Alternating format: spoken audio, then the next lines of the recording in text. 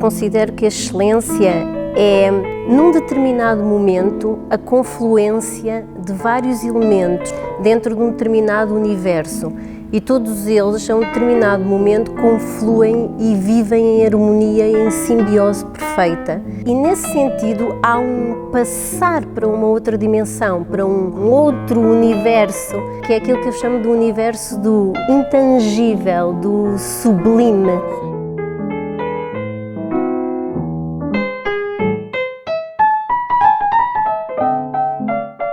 Estimada Carla Caramujo, bom dia e muito obrigado por ter aceito esta conversa aqui no lindíssimo Teatro Nacional de São João, no Porto. Uma casa do século XVIII que depois de um grande incêndio foi reconstruída no início do século XX e é um privilégio tê-la aqui hoje comigo. Muito obrigado. Eu aqui agradeço o convite, António Paraíso, muito obrigada. É uma honra e um privilégio para mim estar aqui consigo e nesta casa que também me diz muito, esta casa que tem uma história muito ligada à ópera. Pois. Aqui se ouviu pela primeira vez e se viu o espetáculo da La Traviata de Verdi na segunda metade do século XIX. Esta casa é emblemática também no percurso da ópera em Portugal e no mundo. A Carla Caramujo é uma soprano portuguesa, formada em Londres e em Glasgow e com uma carreira internacional notória de digressões internacionais e temporadas em várias salas na Europa e na América Latina. E eu gostava de começar por lhe perguntar: arte e excelência são mundos que muitas vezes caminham de mãos dadas. E o que é excelência, Carla Caramujo? E em sua opinião, como é que se pode consegui-la?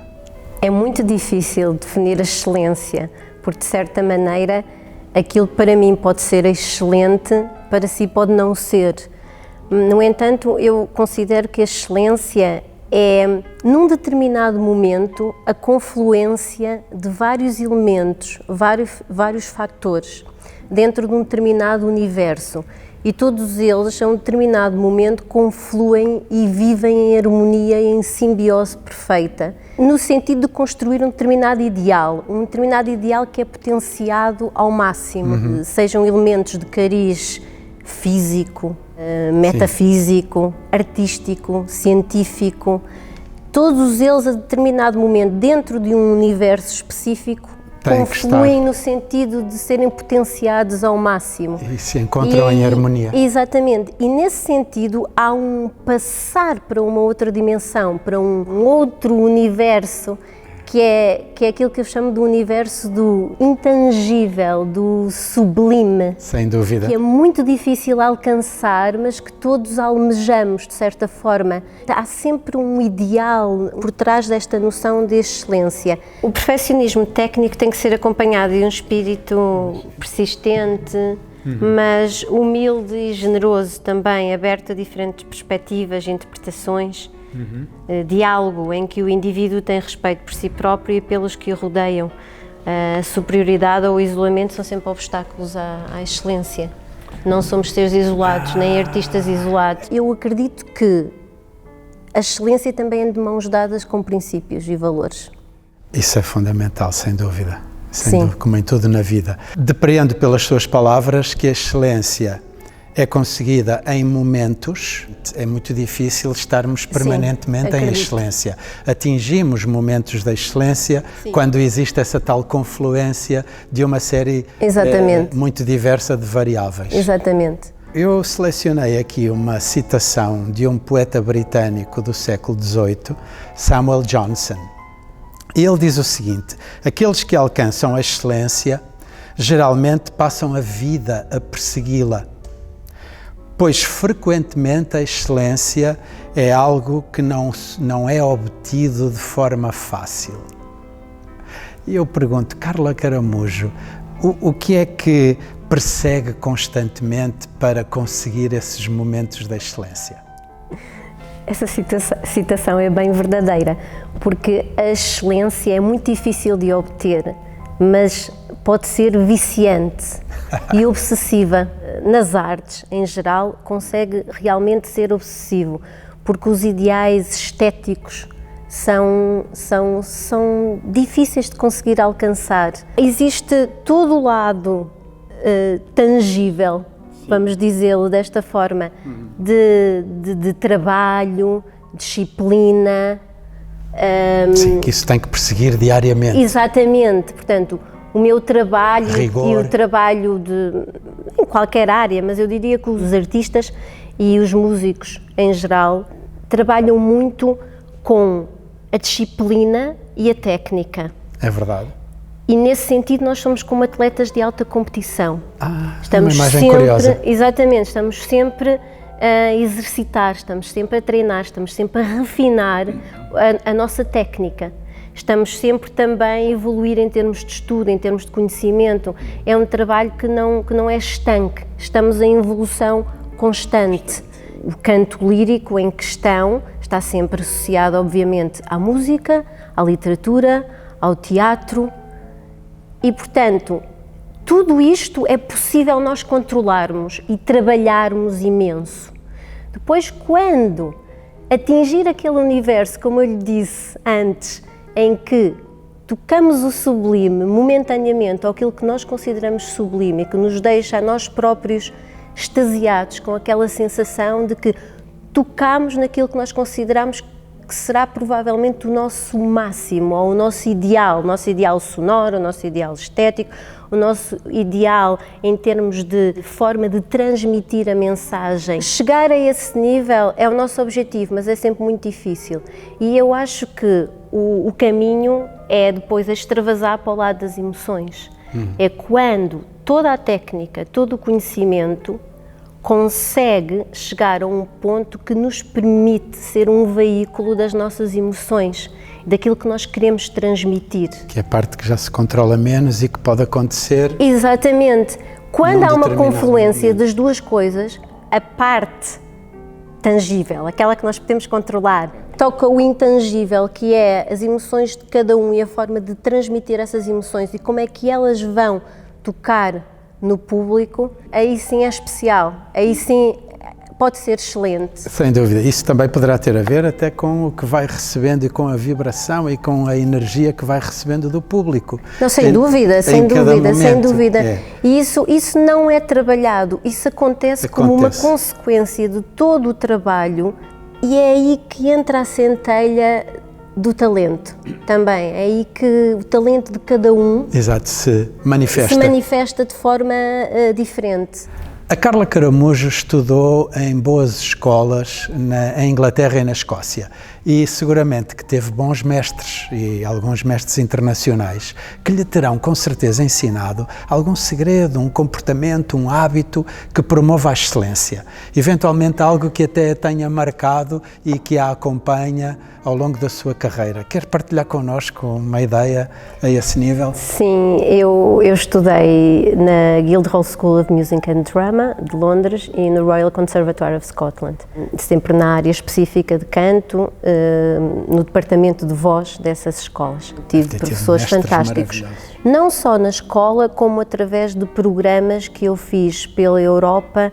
Eu estudei com algumas lendas vivas, como a Laura Sarti e como a Christa Ludwig, mas também estudei com professores que tiveram uma carreira menos internacional ou menos chamativa, como a Patricia McMahon. Eu poderia estar aqui horas a enumerar-lhe pessoas que marcaram a minha vida durante o meu percurso e que continuam a marcar.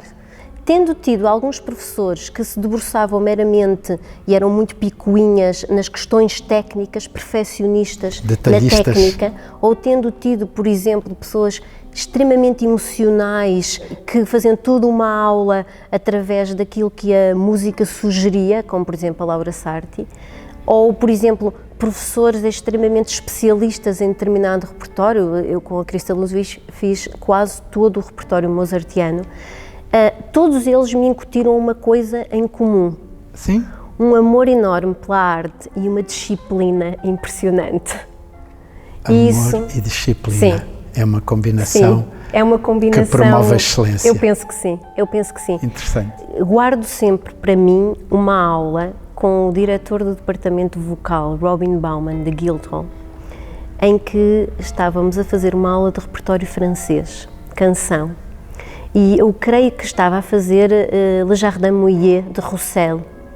E a dado momento, ele dirige-se aos meus colegas, estava eu a cantar, eram sessões individuais, mas com a turma de cantores a assistir, e ele diz-me: meus caros, aqui têm um bom exemplo de que a Carla está na passagem do jardim francês para o jardim inglês. Era um homem com QI elevadíssimo, uma pessoa interessantíssima, mas eu fiquei, aquilo causou um impacto em mim.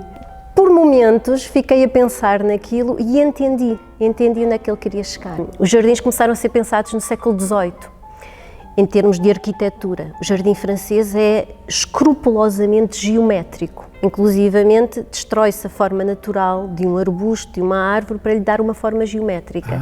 O jardim inglês absorve toda esta técnica, esta estrutura, mas dá-lhe um aspecto natural. Portanto, quando nós nos passeamos num jardim inglês, nós temos a sensação que estamos efetivamente no meio da natureza e que foi a natureza que construiu aquilo. No entanto, foi escrupulosamente pensado. E, portanto, pensado para ser natural. Para ser natural. E é aí que está.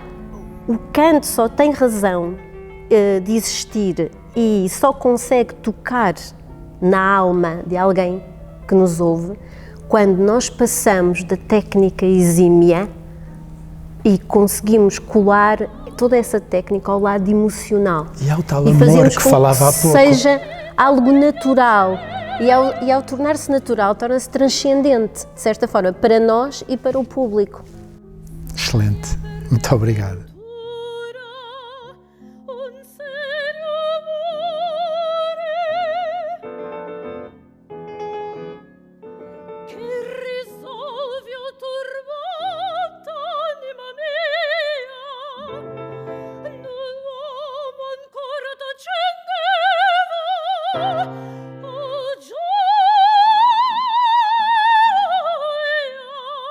A excelência é entendida da mesma maneira pelo cantor, pelo artista, pelo profissional ou pelo público?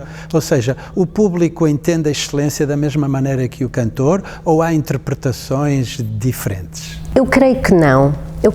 O cantor, quando está em cima do palco, pode estar realmente num desses momentos muito felizes em que entra nesse universo, eu chamo de sublime, porque é uma reunião perfeita de todos os elementos que nos fazem, no fundo, construir arte, mas o cantor está sempre muito consciente dos seus limites, da sua capacidade e muito consciente de tudo o que está à sua volta. Entendo. A nossa excelência só é conseguida quando temos um maestro que nos permite chegar lá, uma orquestra que nos permite chegar lá, um encenador que nos permite chegar lá, portanto, tudo num espetáculo de ópera ou num espetáculo, numa ópera sinfónica, coral, o que seja, tudo conflui harmoniosamente para que se dê um momento com impacto no público.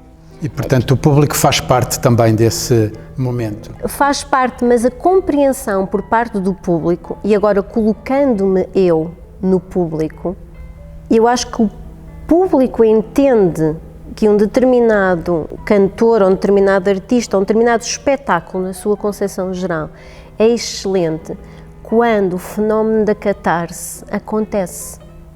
Desde os antigos gregos a um espetáculo. Sim. Para que deixássemos de ser nós próprios e, de repente, víssemos a nossa vida em paralelo e que aquilo que está a acontecer em palco nos toque e nos transforme, de certa forma. Isso para mim é muito importante, porque isso traz-me utilidade a uma profissão que pode ser entendida como fútil. Não, mas que de fútil não tem. E portanto, mas percebe, porque às vezes há uma capa. O poder tocar o público, para nós, é muito importante, mas o público deixar-se tocar é quando realmente o que acontece em palco é fascinante, é interessante, é excelente. Recorda-se de algum momento especial em que o público lhe tenha manifestado isso? Sim, eu recordo-me. Há uma coisa que é mais do foro da minha sensibilidade pessoal, que lhe passo a explicar.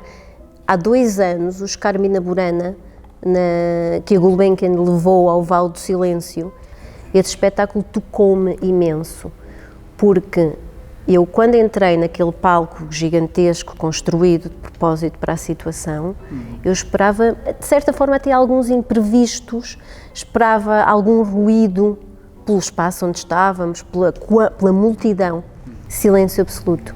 Eu lembro-me de estar a cantar Intrutina, que é um momento de filigrana musical muito, muito pianíssimo, e eu ficar até um pouco deslumbrada com o vento que passava pelas árvores e só se ouvia aquele sussurrar do vento pelas folhas das árvores.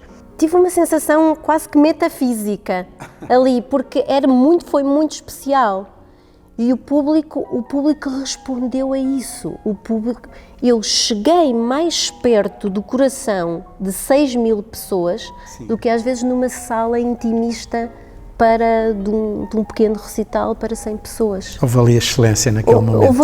Houve ali magia. Houve magia. Sim. Muito bem. Agora, de um ponto de vista da interação pessoal com o público, lembro-me que num espetáculo na Argentina, houve um cocktail e vejo uma senhora muito debilitada numa cadeira de rodas e a senhora vinha quase em lágrimas e disse-me: sabe, eu quis vir vê-la e ainda bem que vim, tocou-me de forma tão especial,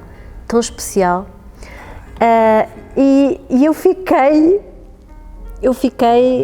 completamente... Parabéns.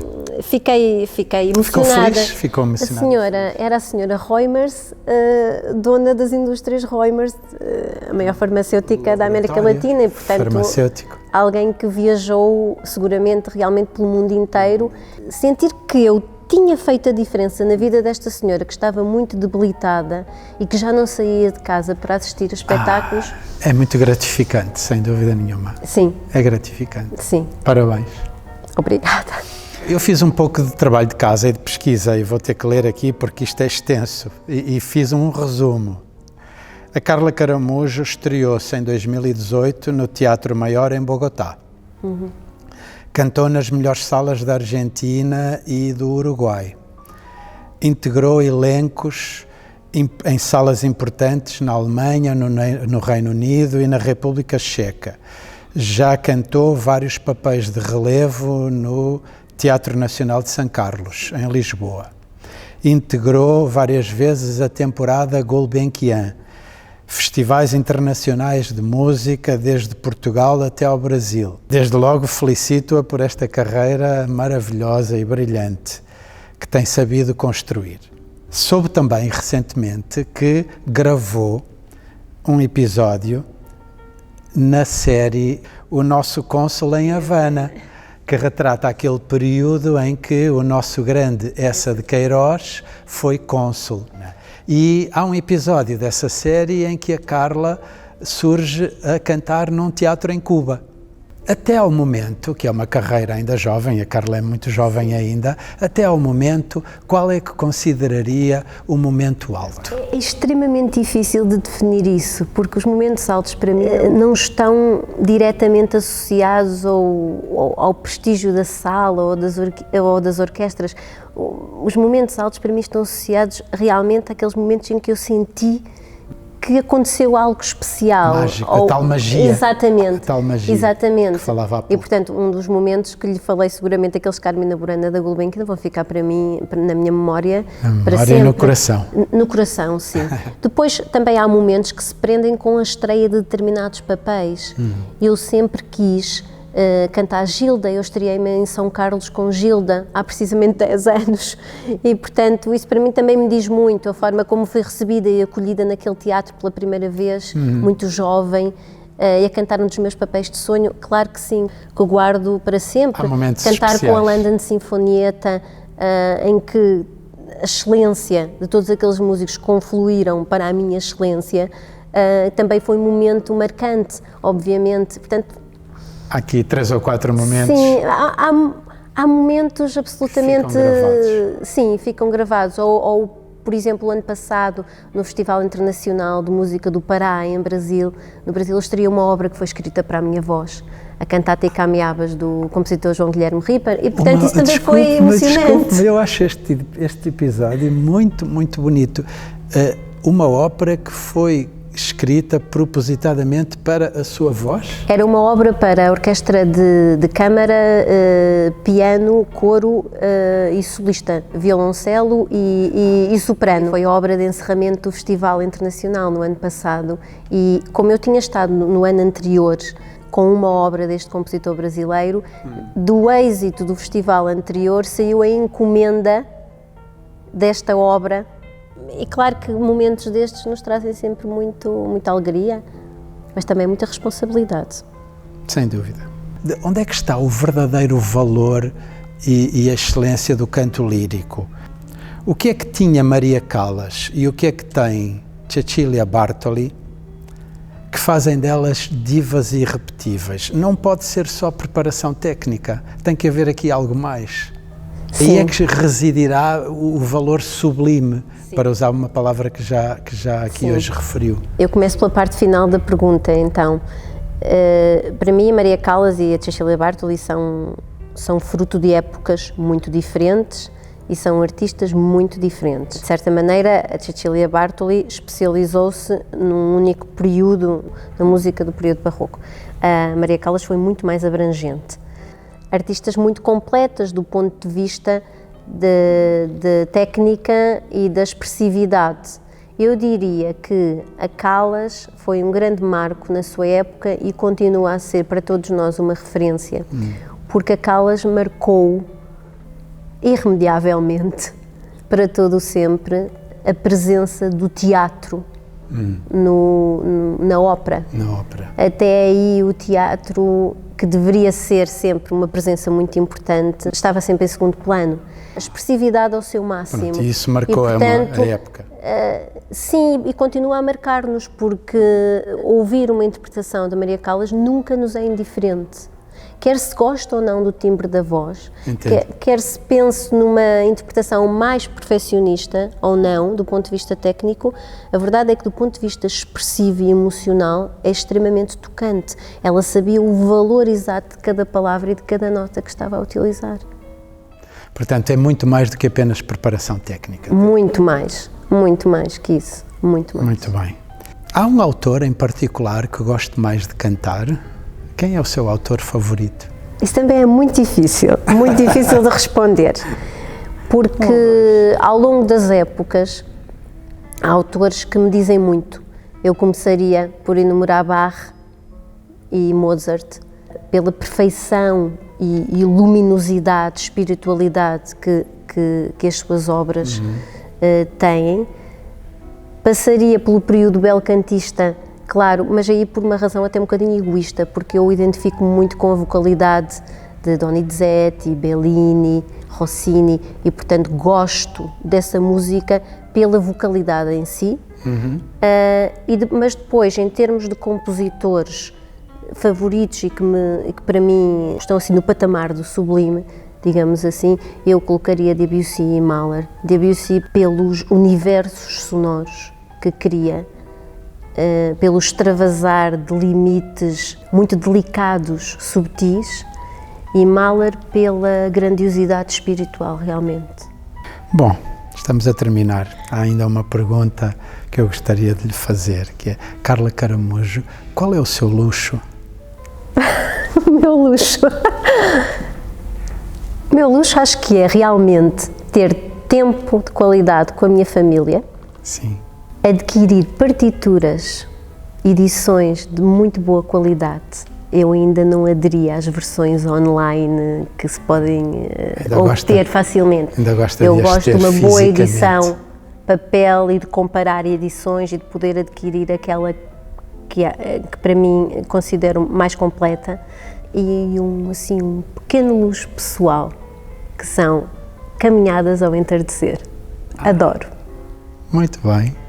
Olha, muito obrigado, foi um gosto enorme. Eu é que agradeço, António Paraíso, muito obrigada. Esta conversa da excelência. Muito obrigada, muito obrigada.